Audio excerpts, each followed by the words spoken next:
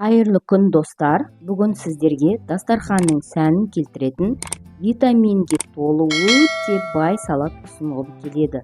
Бұл салат ингредиенттерінің арқасында жарқын және өте дәмді болып шығады. Бұл салат сіздің дастарханыңызды безендіретіні сөзсіз.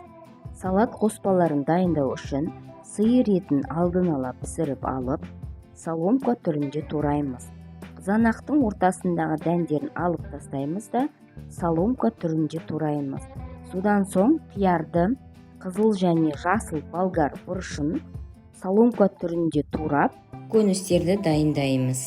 Етті және барлық туралған көкөністерді рет-ретімен шұңғыл ыдысқа әдемілеп саламыз. Үстіне лорадо жасыл бұршақ, яғни горохын саламыз. Укроп немесе петрушка, қызыл ұнтақ және қара ұнтақ бұрышты, содан соң шым-шым тұз саламыз. Барлық дәмдерді шығару үшін сарымсақты үстіне майдалап немесе теркадан өткізіп алып салып, қайнатылған ыстық майды құйып болған соң, үстіне сенсоу легкий, яғни жеңіл соевой соус құйып, барлығын жақсылап тұрып араластырамыз.